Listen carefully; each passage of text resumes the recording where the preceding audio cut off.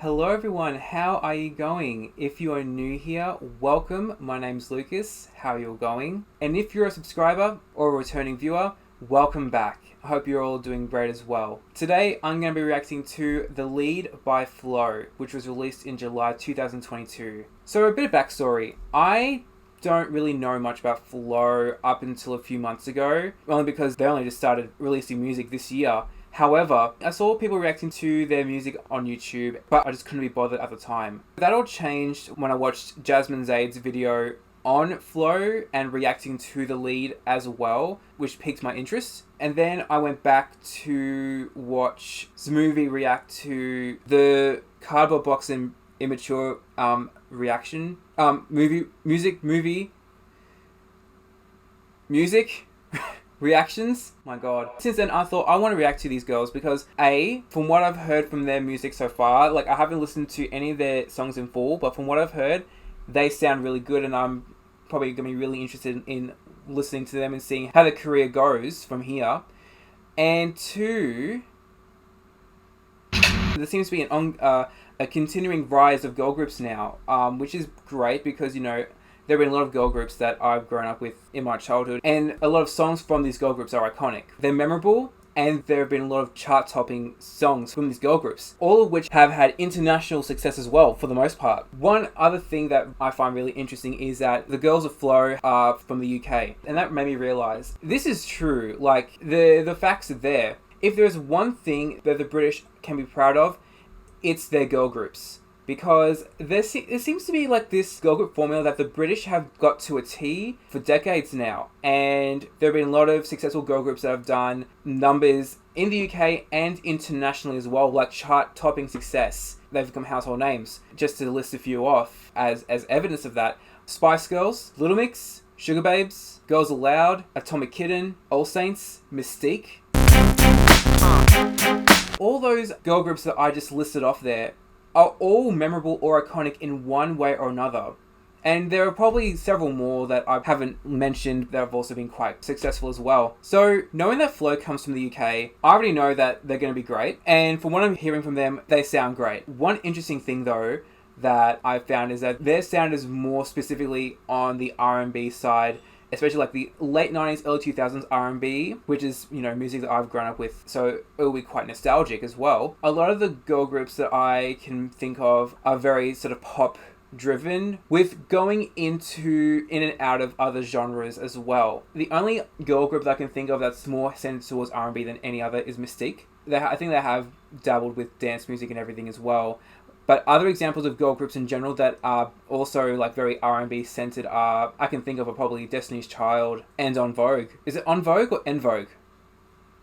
Either way, they're definitely more R&B centered. That's definitely exciting for me. One more thing I want to mention before I start the reaction is that 4 of the 5 tracks that I'm going to be listening to today are all produced in one way or another by MNEK, who I've already known about for a while, but he's a British producer / artist who's done a lot of work for so many other artists, and he's produced the main 4 songs from this EP, aside from the acoustic song, which, you know, that's, you know.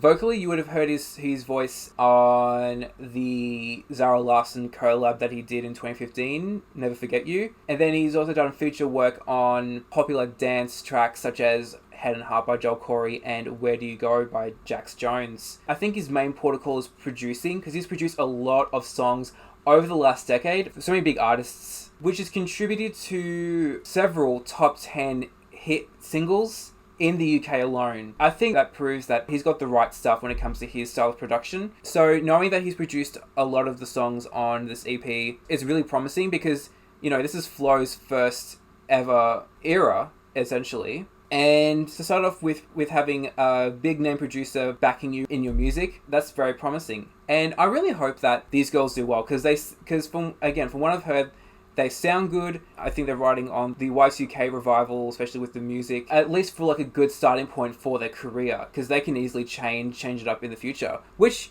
is always, you know, you don't want to always be stuck doing the same thing over and over again, because then that could get tiring. Plus, it's also good for the evolution of the band as well. Plus, their debut single, Cardboard Box, has become a pretty big hit on TikTok. That's pretty good too, might I add. The fact that the song... Actually, you know what? No, I'm going to wait until I start the reaction because that's actually the very first song that we're going to be listening to. So I'll talk about that in a second. First up, we're starting with track number 1, Cardboard Box. Oh, sorry. Why is this so quiet?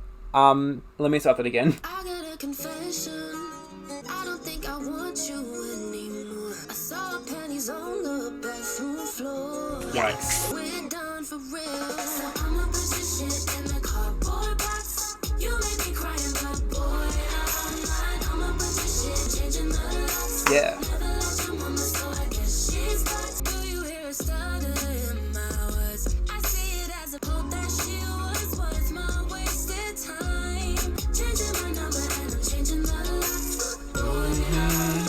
Oh, I love that harmonizing there. That bit before it loops back to the second part of the chorus, like, that really shows that, you know, they've got good harmonizing there. It adds something extra to the chorus so that it's not all stuck in the same groove for the entirety of the like 8 or 16 beats. But as I was saying before, having this song as your debut, but also it going viral on TikTok, that's quite good. The fact that it was their debut single is quite great, and it's already doing numbers. Like, it's currently got almost 9 million plays on Spotify. So it's definitely a great start to their career. But I'm hoping also that because of the success of Cardboard Box, I'm hoping it's not a case of their rise to popularity and success has come too quickly. But honestly, I don't think so, because it's not like its popularity on TikTok is like a massive thing. It's popular, but it's not too popular that that's been overplayed and overdone to death.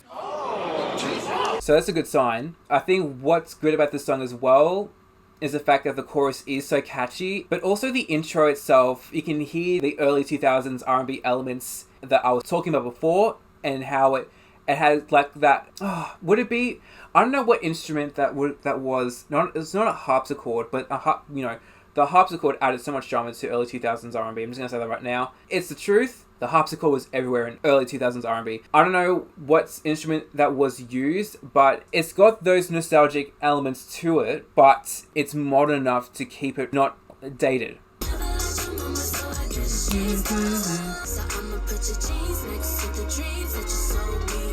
Ooh. Just drop a text to your homie.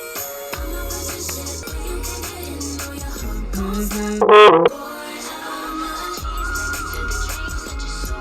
You may be crying, but boy, I'm not. Oh, nice. As the beginning of the EP and just the debut single as well, I quite love it. I quite love the song. It's definitely a good starting point for the EP. A good heartbreak / moving on anthem. It's simple, yet effective.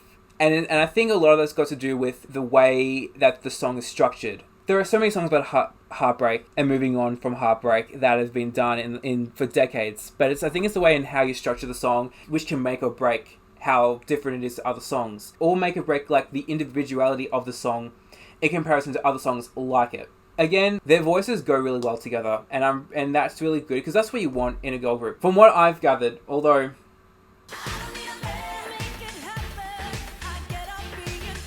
I'm just thinking about the Pussycat Dolls, and that's kind of like a one-woman band, honestly, at that point, because Nicole was doing everything, but she made it work because they got so many great hit songs out of it, so, you know.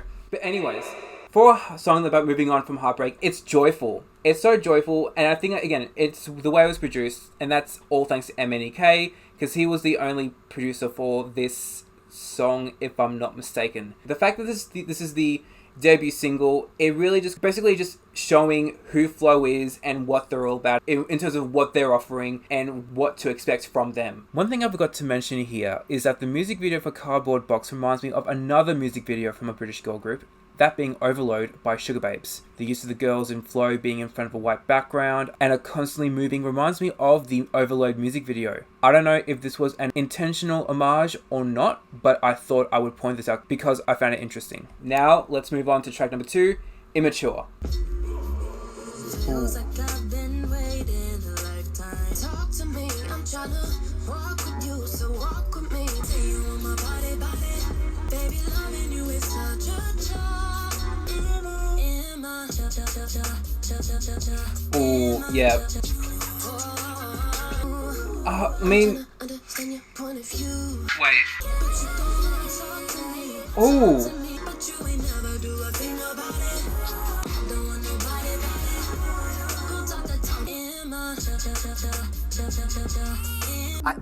What was that?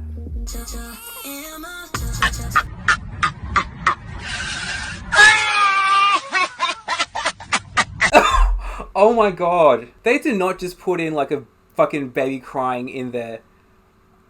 Wow. I did not even realize that. Wow. Wow.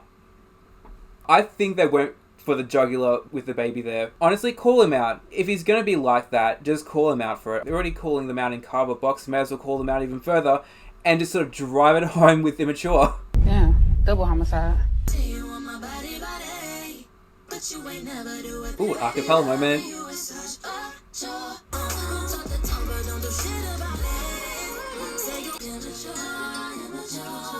Oh, no.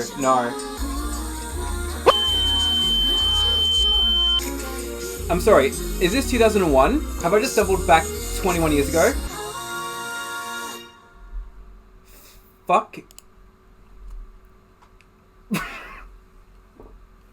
That's all I can say. Fuck. I've seen people react to it, but I haven't listened to the whole song in full, so I haven't had a clear idea of what the whole, like, how it all is connected. That ending, that outro, it was the early 2000s incarnate, honestly, with this, the way it sounded and the vocalizing.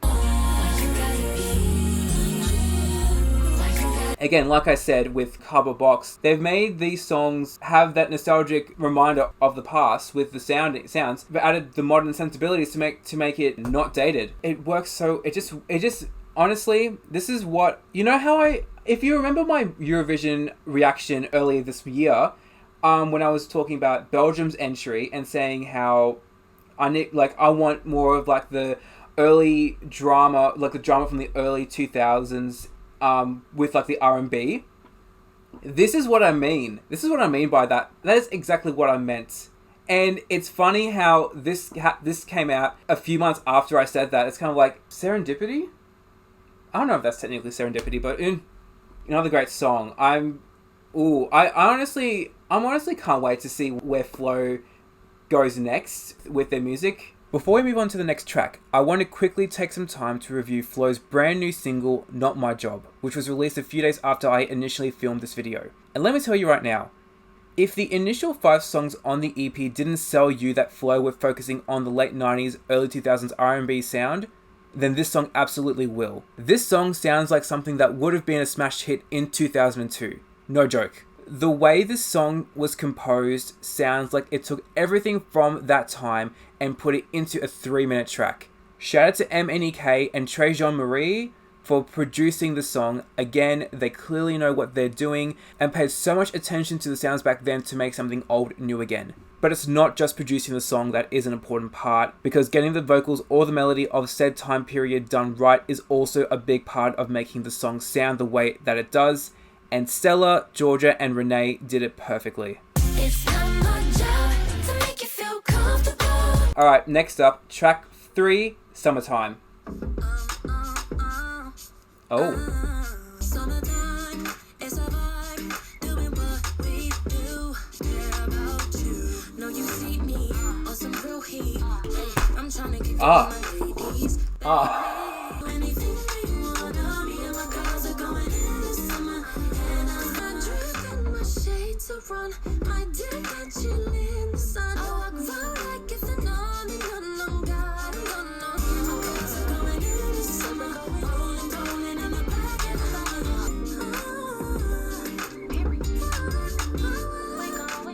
That's a cute song. I like it definitely is a summer song. I can't believe summer's almost 2 months away now. But I can picture myself listening to the song in summer, heading down to the beach. It's just got that vibe. It doesn't even hit 2 minutes 30 seconds, but I think the fact that it's a short song works in its favor. Although I would like to see although I don't know. I'm thinking if it had a third verse, would it have been too long? Because I would have liked to have seen a third verse, but also having only 2 verses was beneficial for the song as well. The way it sounds, the way it was produced, again, MNEK did his thing, but he's not the only producer on this song. Who else produced it? Jamal Woon, Joe Gosling, and Relit. I think that's how you pronounce it. Yeah, shout out to all of you, because that's a great song. And again, had like the early 2000s elements, especially with the guitar. It just reminds me of, like, again, those songs in the early 2000s, because like had the guitar in it, especially with like R&B in the early 2000s. Next up, we've got track 4, Feature Me. Now what I usually do, but I've been peeping you. He's my forbidden fruit. Yeah, what you want from me? Watch my back like it's supposed to be. And it's green and feature me. Get up to take the lead. Looks at me, I don't feel like a girl no more. What you want from me? I got the energy.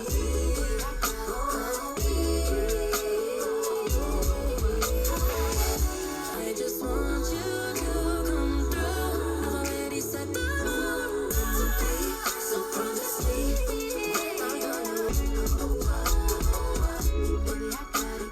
Straight off the bat, the first thing that I thought of when I heard the way it was produced and the way it sounded, it definitely sounds like an Aaliyah song. I'm not sure if Aaliyah was probably an inspiration for Feature Me, because it does sound very one in a million. I wonder if Aaliyah was a big inspiration. Very lovely, slow love song. It's very sort of like a song to get down and dirty to. Like, that's what I feel like for this song. It definitely sounds like a song that can definitely be of that caliber. Very sexy. I'm not too sure if it's my favorite of the EP, but all of these songs have understood the assignment for what FLO are bringing out as a group with their style, and it shows. So far, this whole EP is very consistent with its sound, which is always a good thing to see.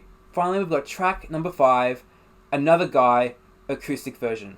Boy, you're just like the others. You use your eyes as a disguise. Oh, wanna be the one you don't run from. Won't waste my time. You're just another guy. Hey, Mr. Right, you're just Oh, wait.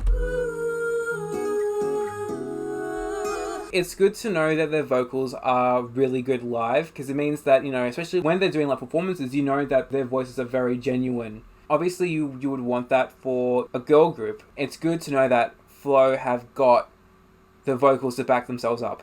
when it comes to love, you be acting nonchalant. And you ain't Mr. Right.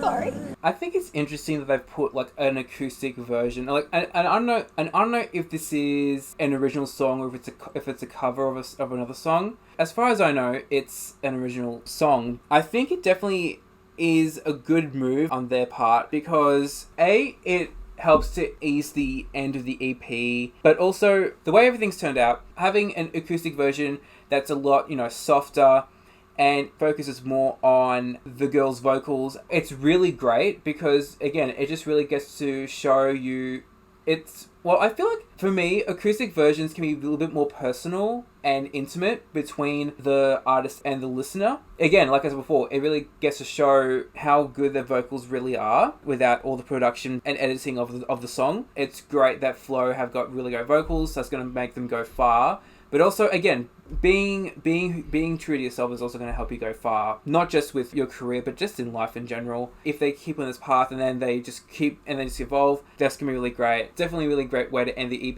And it also just kind of adds a bit more range in showing what these girls are capable of. What was that? What the hell was that? So that's it. I'm really excited. This EP is very short, concise.